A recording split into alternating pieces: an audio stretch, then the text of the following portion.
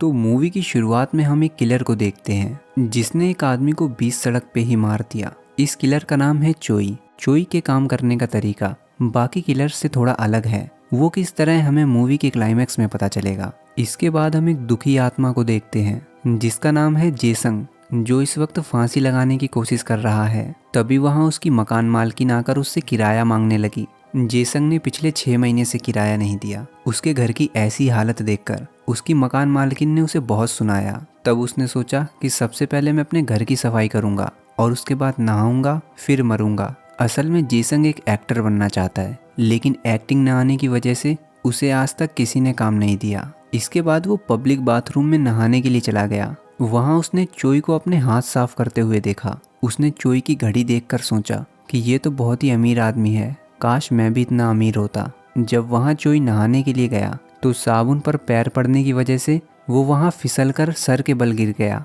और बेहोश हो गया। वहाँ जेसंग के मन में लालच आ गया। उसने अपनी लॉकर की चाबी को चोई की चाबी से बदल दिया और उसके पास अपना सामान रख दिया। फिर उसने चोई के लॉकर से उसका सारा सामान खुद रख लिया और मन ही मन सोचने लगा कि मरने से पहले क्यों ना एक दिन अमीरों वाली जिंदगी जी जाए। फिर वो सबसे पहले अपनी मकान मालकिन के पास गया और अपना सारा किराया चुका दिया, बल्कि उसने कुछ महीनों का एडवांस भी दे दिया। फिर उसके सूट से एक कार की चाबी निकली, जिसके बाद तो मानो वो खुशी से पागल ही हो गया। खैर, फिर यहाँ से वो अपनी दोस्त से मिलने गया। वहाँ उसकी दोस्त ने कहा कि अगले महीने मेरी शादी होने वाली है। अब ये सुनकर जेसन बहुत उदास हो गया, क्योंकि वो उसे पसंद करता था। अब उसे समझ आ चुका था कि पैसों से उसकी ज़िंदगी नहीं बदल सकती। इसीलिए उसने फैसला किया कि वो ये सब उस आदमी को वापस कर देगा। तब वो सामान लौटाने के लिए हॉस्पिटल गया। वहाँ जेसंग ने अपना सामान लेकर चोई का सामान रख दिया, लेकिन तभी चोई को होश आ गया। उसने जेसंग से कहा कि हॉस्पिटल वालों ने मेरा नाम जेसंग बताया है, क्या तुम मुझसे मिलने आए हो और क्या तुम मेरे बारे में कुछ जानते हो, क्योंकि मुझे कुछ याद नहीं है, मेरी याददाश्त जा चुकी है। अब यहाँ जेसन ने सच्चाई बताने की जगह ये कह दिया कि मैं तुम्हें नहीं जानता, जिसके बाद वो फिर से चोई का सामान लेकर चला गया। इसके बाद जब चोई को डिस्चार्ज किया गया तो उसके पास इतने भी पैसे नहीं थे कि वो अपनी फीस भर सके। तब वहाँ ये लीना नाम की लड़की चोई का हालचाल पूछने के लिए आई। उसने चोई को बताया कि मैं ही तुम्हें हॉस्पिटल लेकर आई थी। अब ये सुनने के बाद चोई ने भीख मांगना शुरू कर दिया। उसने कहा कि तुम मुझे कुछ पैसे उधार दे दो, मैं अपने घर से पैसे लाकर तुम्हें दे दूंगा। तब लीना ने उसकी पेमेंट कर दी, लेकिन वो भी चोई के साथ उसके घर जाने लगी ताकि चोई उसके पैसे लेकर भाग ना जाए। वहाँ लीना ने चोई की उम्र पूछी। चोई को तो अपनी उम्र भी नहीं पता। उसने अपने डॉक्यूमेंट्स में देखकर बताया कि मैं 32 साल का हूँ, जिस पर लीना कहने लगी फिर तो हम एक ही उम्र के हैं। लेकिन चोई को अपनी शक्ल देखकर नहीं लगता था कि वो इतनी कम उम्र का है। इधर जेसंग सोच रहा था कि जब किस्मत ही उसे ये सब देना चाहती है तो उसे ले लेना चाहिए, इसमें उसकी कोई गलती नहीं है। जिसके बाद वो चोई के घर चला गया। वो अपार्टमेंट जेसंग की सोच से भी बड़ा था। उसने अपनी पूरी जिंदगी में इतनी आलीशान चीजें नहीं देखी थी। खैर, इधर चोई जब अपने घर पहुंचा, जो कि असल में जेसंग का घर है, वहाँ की कबाड़ खाने जैसी हालत देखकर लीना समझ गई अब उसके पैसे तो मिलने से रहे। चोई भी अपने घर की ऐसी हालत देखकर हैरान था। वहाँ जब उसने टूटी हुई रस्सी देखी तो वो सोचने लगा कि शायद मैं खुद को फांसी लगाने की कोशिश कर रहा था, लेकिन मैं ऐसा क्यों करूँगा। वहाँ चोई बहुत ही कंफ्यूज था। इधर जेसंग जब टीवी चलाता है तो उसमें सीसीटीवी चलने लगा, जिसमें ये यून नाम की लड़की योगा कर रही थी। उसने चैनल बदलने की कोशिश की, लेकिन सब में यही आ रहा था। तब जेसंग इसी प्रोग्राम को देखने लगा। इधर चोई अपने बारे में जानने के लिए अपने पड़ोसियों से मिलने गया कि शायद वो कुछ उसे बता दें, लेकिन सभी ने उसे सेल्समैन समझकर भगा दिया। तब वहीं से गुजर रहे एक आदमी से चोई पूछने लगा कि क्या तुम मुझे जानते हो, लेकिन वो आदमी बिना बात के अकड़ने लगा। तब चोई ने 1 मिनट में उसकी सारी अकड़ निकाल दी। अब चोई सोचने लगा कि मैं इतना अच्छा फाइटर हूँ, मुझे तो पता ही नहीं था। इधर जेसंग ने सीसीटीवी में देखा कि यून अपने आप को मारने की कोशिश कर रही है। तब वो बहुत डर गया और पुलिस को फ़ोन करने लगा, लेकिन कुछ देर बाद उसने देखा कि यून फिर से जिंदा हो गई और फिर अपने आप को मारने लगी। अब ये सब हो क्या रहा है, ना तो जेसंग को समझ आ रहा है और ना ही हमें। इधर लीना जब चोई से मिलने आई तो उसने देखा कि चोई ने सारा घर साफ कर दिया है। चोई ने उसे बताया कि अपने बारे में मुझे जो कुछ भी पता चला है वो मैं इस डायरी में लिख रहा हूँ, और अभी मुझे ये पता चला है कि मैं चाकू बहुत अच्छी चलाता हूँ। अब ये सुनते ही लीना उसे अपने घर ले गई, जहाँ उसकी मॉम घर में ही एक रेस्टोरेंट चलाती थी। उसने अपनी मॉम से कहा कि कि ये खाना बहुत अच्छा बनाता है, हम इसे काम पर रख लेते हैं।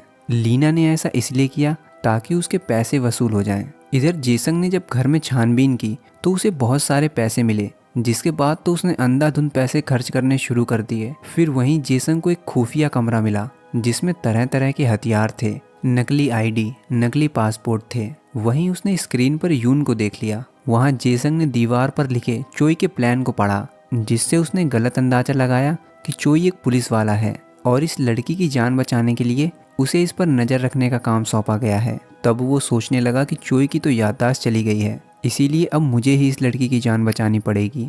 जेसन को ये भी पता चला कि वो लड़की इसी बिल्डिंग के किसी अपार्टमेंट में रहती है। तब वो हर अपार्टमेंट में जाकर चेक करने लगा, लेकिन वो उसे नहीं ढूंढ पाया। फिर उसने आकर सीसीटीवी में देखा कि वो लड़की फिर से मरने लगी और उसके गिरने की आवाज़ जेसन को भी सुनाई दे रही थी, जिससे वो समझ गया कि वो ऊपर वाले अपार्टमेंट में ही रहती है। फिर क्या, वो उससे जान पहचान बढ़ाने के लिए मिलने चला गया। इधर चोई इस रेस्टोरेंट का मेन शेफ बन चुका है। वो इतना अच्छा खाना बनाता है कि कुछ ही दिनों में उस रेस्टोरेंट के बाहर कस्टमर्स की लाइन लगने लगी।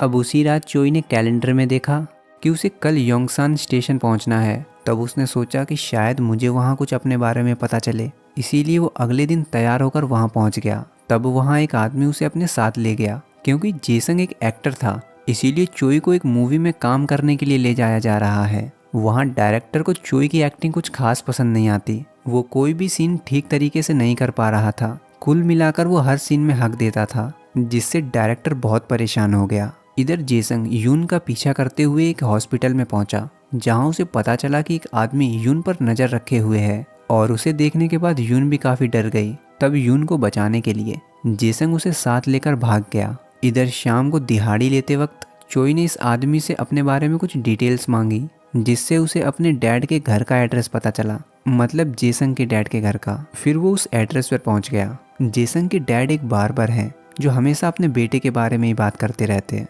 वहाँ चोई चुपचाप जाकर बैठ गया और उन दोनों की बातें सुनने लगा, जहाँ उसे पता चला कि उसके डैड का सपना है कि जेसंग एक बहुत बड़ा एक्टर बने, लेकिन अभी तक वो कुछ नहीं कर पाया। पर उसके डैड को लगता है कि एक दिन वो बड़ा एक्टर जरूर बनेगा। अब ये सुनने के बाद चोई ने ठान लिया कि वो मेहनत करके एक दिन बड़ा एक्टर बनेगा। इधर यून कुछ सामान पैक करके थर्सडे के दिन बाहर किसी से मिलने गई, लेकिन जिससे वो मिलने गई वो वहाँ आया ही नहीं। फिर यून ने सोचा कि शायद अगले थर्सडे आना होगा। इधर चोई अपना एक्टिंग ट्रेनिंग प्लान तैयार करता है और अपनी एक्टिंग स्किल्स को सुधारने के लिए मेहनत करने लगा, जैसे कि अपने डायलॉग्स को सुधारना, अपनी फिटनेस का ध्यान रखना। अब एक दिन चोई को एक फाइटिंग सीन में काम मिल गया। उसे लीड एक्टर के बॉडीगार्ड का रोल मिला था, जहां वो अपने कैरेक्टर में इतना चला गया कि हीरो के एक्शन सीन भी वो खुद ही करने लगा। तब हीरो कहने लगा, मैं क्या करूं, मैं जॉब छोड़ दूं।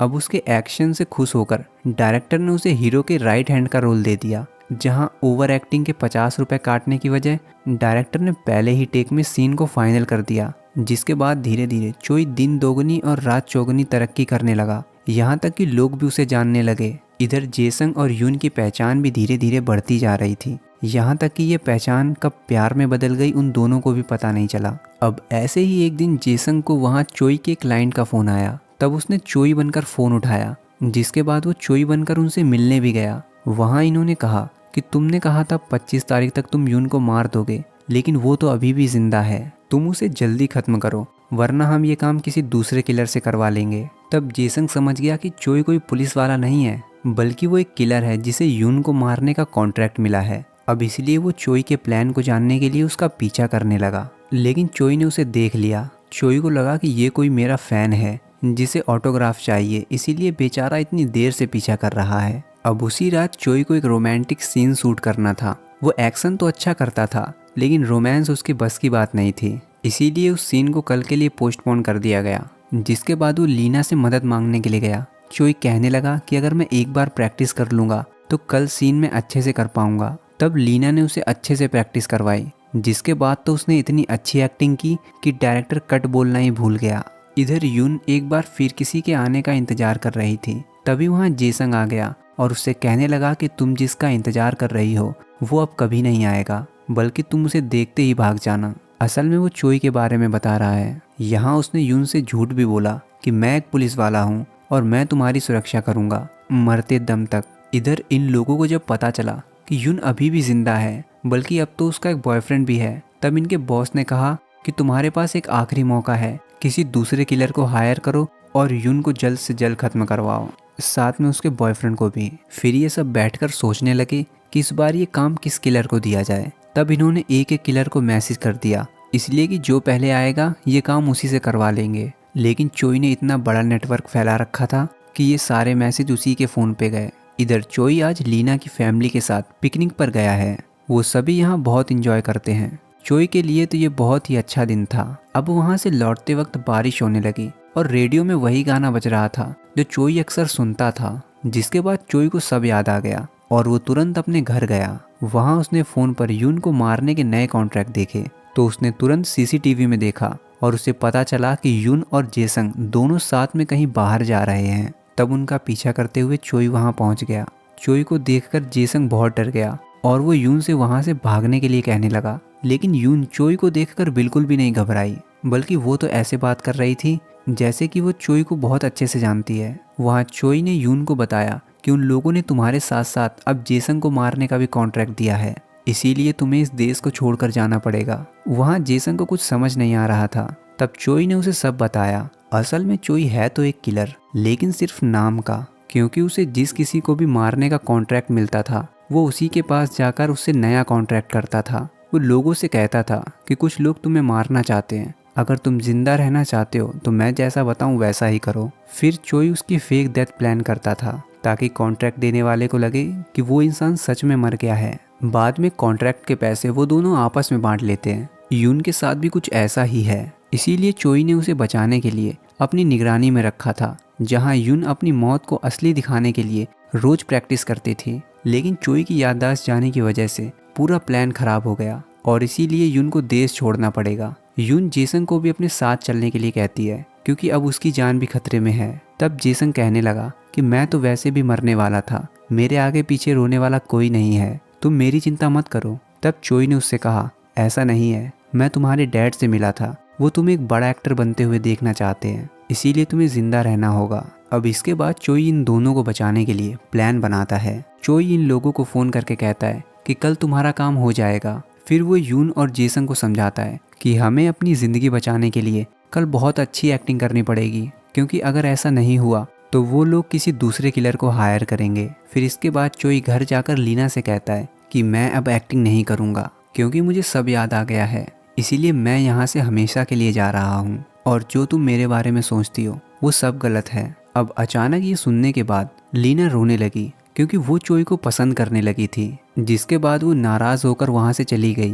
तभी लीना ने देखा कि चोई एक कार से कहीं जा रहा है। वो सोचने लगी कि चोई अभी तक इतना गरीब था और अचानक से उसके पास इतनी महंगी कार आ गई। लीना को कुछ गड़बड़ लगी, इसीलिए वो चोई का पीछा करने लगी। इधर ये लोग इंतजार कर रहे थे कि कब उन्हें यून की मौत का तमाशा देखने को मिलेगा। तभी वहाँ जेसंग यून को लेकर आया। उसने सबके सामने यून को चाकू मार दिया। यून भी मरने की अच्छी एक्टिंग कर रही थी। तभी वहाँ चोई भी आ गया और जेसंग को पीटने की एक्टिंग करने लगा। अब ये लोग ये सोच रहे थे यून के साथ साथ ये किलर्स भी आपस में लड़कर मर जाएं। इन दोनों की एक्टिंग चल ही रही थी कि तभी वहाँ लीना पहुँच गई। लीना की वजह से चोई का अच्छा खासा प्लान खराब होने वाला था। वो लीना को साइड में ले जाकर उसे इशारों में समझाने की कोशिश करने लगा और उसे वहाँ से जाने के लिए कहने लगा, लेकिन लीना कुछ समझने को तैयार ही नहीं थी। तब चोई जेसंग को इशारे में कहने लगा कि खड़े खड़े मुंह क्या देख रहा है मेरा, तू ही मुझे चाकू मार देना आकर। फिर जेसंग के चाकू मारते ही चोई ने यून की तरफ इशारा किया,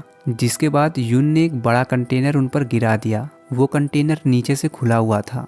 अब ये देखने के बाद ये लोग बड़े खुश हुए। जब ये आदमी चेक करने के लिए गया तो उसे यून की डेड बॉडी दिखी और वो जैसे ही कंटेनर के पास गया तो जेसंग ने नकली खून बहाना शुरू कर दिया, जिससे उस आदमी को पूरा यकीन हो गया। अब इनका बॉस ज़्यादा खुश इसलिए था कि यून के साथ साथ वो दोनों किलर भी मारे गए। फिर इनके यहाँ से जाते ही ये लोग उस कंटेनर से बाहर आ गए। वहाँ चोई ने लीना को सब बताया, खासकर ये कि उसका नाम जेसंग नहीं चोई है और वो 32 साल का नहीं 45 साल का है। ये सुनकर तो लीना के होश उड़ गए क्योंकि चोई लीना के अंकल की उम्र का है। तभी लीना को याद आया कि आज चोई की मूवी के आखिरी सीन का शूट है, इसीलिए वो तुरंत चोई को सेट पर लेकर गई, जहाँ चोई स्क्रिप्ट को छोड़कर अपनी दिल की बात बोलने लगा, वो भी लीना को देखकर। और तब लीना भी मान गई। फिर चोई लीना की फैमिली के साथ ही रहने लगा और चोई ने अपना पुराना काम छोड़कर एक्टिंग को ही अपना पेशा बना लिया। जेसंग ने भी अपने डैड के सपने को पूरा करने के लिए एक्टिंग शुरू कर दी और उसे चोई के साथ एक मूवी में काम करने का मौका भी मिल गया। वो यही मूवी है जिसे इस वक्त आप देख रहे हैं। खैर इसी के साथ ये मूवी यहाँ खत्म हो गई।